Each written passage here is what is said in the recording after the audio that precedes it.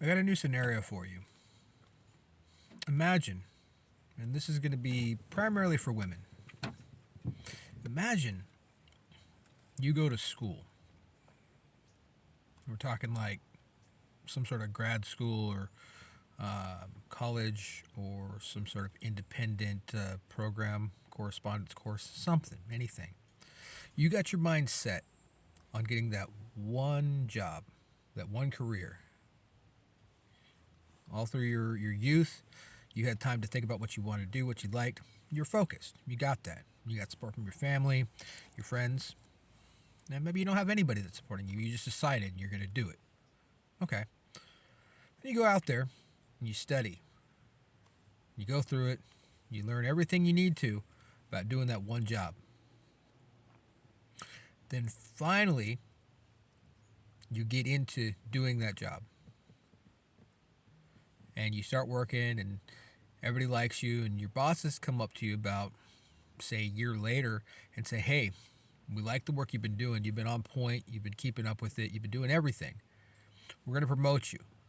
But we got to get some things worked out first. We just got to work out a few details. But we're going to promote you. We're going to get you in a higher position. We're looking at management for you. We're looking at like high supervisor, some sort of lead. So just give us some time, and we'll get to that. So you go and you're working still. You keep working, and you wait, and you go talk to him, and you say, hey, you had mentioned I was going to get a promotion. You were going to promote me. Oh, yeah. We're still going to do that. So throughout the next few months, they keep coming back to you. Yeah, we're going to get promoted. We're going to get promoted. Okay, cool. You plan on staying at this place forever. Like, you like the way it is so much. You did so much learning, and you planned on learning as much as you could about this job, and you've gone so well. You've accelerated. You're in the job. You're in the position. Now they're talking about promotion. Well, then, time for that position comes around, and they hand it off to somebody else. They gave what they kept coming to you with. They kept telling you that you were going to get that position, that promotion. And it goes to somebody else. And not only that, but because of the transition of the company, they have to do layoffs, setbacks. So, guess who they're going to let go of because of pay grade? Now you got to go look for another job, another place. Call it another home. What's going through your mind right now? You're in that spot and now you don't have it anymore. You don't even have a paycheck. You got no guarantee of what the future holds. Let's add a little bit to that. Let's say you get out of the job and you can only stay at your place for so long, but you decide it's best just to try to move on. So you leave that place because you can no longer afford it. You end up staying with family, friends. Maybe you don't have any place to go because, like I said, maybe you didn't have anybody to help support you in doing what you wanted to do through college and get into that job. So maybe you're just doing it on your own. You're doing it on your own both ways. For getting the education and then getting the job. It's going to be harder for you to rely on anybody. But it is what it is, given the circumstances. Let's say for months, you go looking and looking and looking, and you can't find anything. In fact, that place was the only place with that position. So now you can only take your skills, but there's no guarantee that you're going to get hired simply because the numbers out there. You might be able to find something, sure. You might be able to do something online, sure. But it's not the same thing. It doesn't have the same feeling. Let's say that so much time goes by, we'll say 3 years goes by, and you haven't found anything. You're just struggling. You're taking what you can, but everything you take, it limits itself because it's not what you were set in mind. It's not just the mindset that you have about doing it, it's also about it being what you wanted. it being what you were set to do. And you've tried changing a few things over that time. You've tried doing things differently, but no matter what you do, nothing fits right. And why did I bring this up? Why was it to the women? Because I want you to imagine the comparison between having learned all the right things, having done what you needed to, having gotten into that position, is dating from a guy's perspective. We learn for so long all these things that we need to know. And for some of us, we get to that point where we're in the marriage. We've gotten that job and we plan on staying with it for the rest of our lives. And we keep getting told that we're loved, we're cherished, we are needed. Promotion would be, now you got the responsibility of kids coming. More responsibility, but now you're promoted to not just husband, daddy. And guess what? You keep getting told you're going to be the manager of this whole operation. The promotion's coming.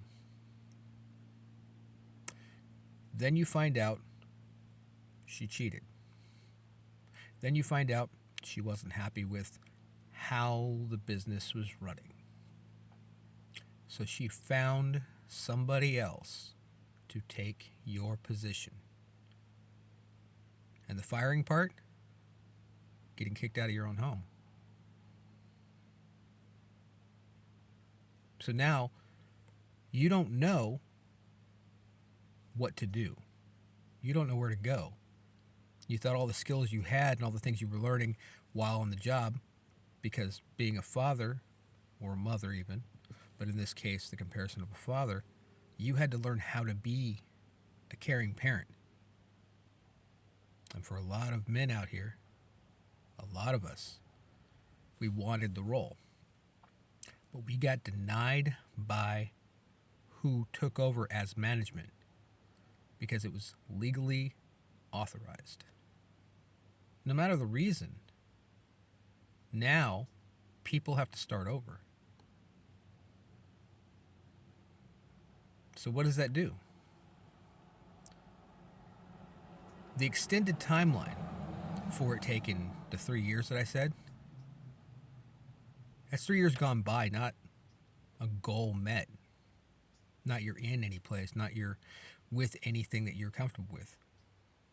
It's the same thing as finding another person. Your heart's not in it. You spent all that time trying to get that one person.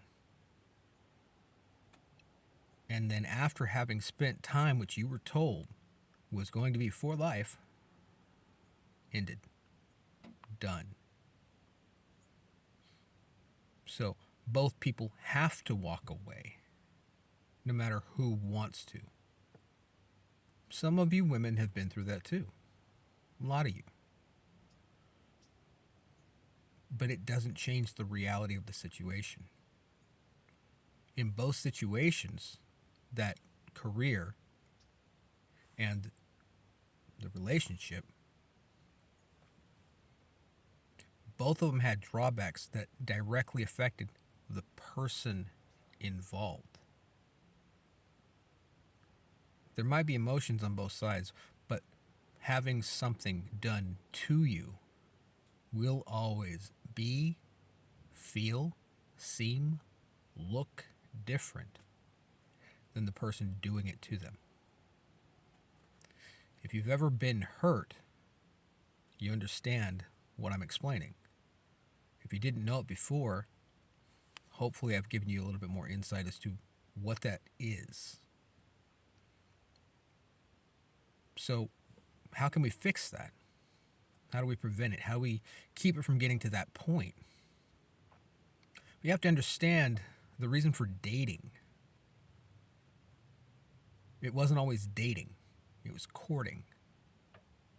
When you court, you have to put effort into being able to have a relationship. let alone a steady one. It builds trust over both sides. While the types of roles that we play in society has changed immensely, the actual realism of two people having reason to get together was always a good thing. We became impatient as a society. We became have to have it now, and we created ways to get things instantaneously, but what happened to the patience? What happened to the ability to go and fish for dinner, hunt for food? And I get some people don't like the concept of doing that, but it wasn't done for the aspect of just going to do it. It was a living. There were no grocery stores back then. With societal changes, it brought about different societal mentalities. That's why we have so many more anxieties. We were not built to be instantaneous. We were built to take our time. We were built to be patient. Otherwise, we'd age to the point we want to, when we want to. As kids, we hated not being adults. As adults, we hate being kids, but we can't age backwards. We can't go backwards through time. That fact is relevant every day, proves itself. Since we can only move forward and only at the pace we're allowed to, maybe we should make it more than just a societal norm to try to bring something back. Maybe we should do more of a mandatory setup. Everything else has become legal. The law protects one side and goes against the other. You do something wrong that the law does not like, punishable. But we don't have any other facets of trusting the way society works. What I think instead needs to be a contractual agreement before marriage. You enter into an agreement that the situation you're in doesn't have to go in any direction. You're courting. You're seeing how well you get along. You're seeing how compatible you get along. Dating doesn't have to follow those rules. Courting has its own set of rules. So maybe if we thought about what we want out of the relationship and we understand who we are as an individual, not having to follow people, but we're going to follow because everybody's trying to do the same things, not everything. But our wants and the things we're into, we don't do them or use them the same as somebody else does in their own home. You can like the same actress, same star, same musical artist, but you don't like them the same way somebody else does. You don't listen to them the same way somebody else does. Yeah, you can sing along. Yeah, you can quote movie lines or episode lines. Remember the title of something. But the person who likes it sitting next to you half the time, they don't have your clothes on. They don't have your face. They don't have your brain. And they don't have your emotion at the time.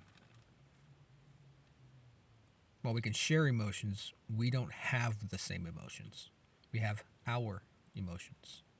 They just come out being or seeming the same because we do them the same.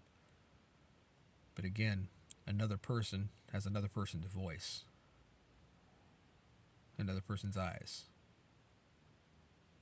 So if that's true enough, then you, having been in that job, is you being in that relationship. It's another person you are interacting with. It's another person you are dealing with. It's another emotion you are affecting. Yeah, you feel. Who said the other person didn't? Who said the other person wasn't going to have struggle? But the one thing I find incredible, and not in a good way, is the fact that when it comes to the other person having to go through it, do we go to how can I help them transition? Or do we go to, well, that's not my problem. They have to deal with it. While not directly helping them, letting them work through it is what everybody needs to do. We count ourselves out when they need to come back to us to help get through it. Not to get back together, but when they have to come back to us on the phone, in a message, cutting them off completely does nobody any good. You've just made their life harder based on interaction or lack of interaction. Again, not your problem. But wouldn't you have loved to have had some semblance of closure by being able to talk to the other person if you were the one going through it? So, ladies, this is not and has not been to dog anybody, because I don't know you. I don't know any of you out there. Some people I know might watch this, might not. But for the majority, if I do know you, I don't know what you're going through. Not unless you've told me. So I'm not making any judgments. And that rule goes for everybody. I'm not making any judgments. But I am putting something out there that just hopefully helps you to think. Something that maybe you didn't see before. Something maybe you didn't understand before. Something that's there to think about. Anyways, that was my food for thought for today. Don't forget to like and subscribe. I'll talk to you later.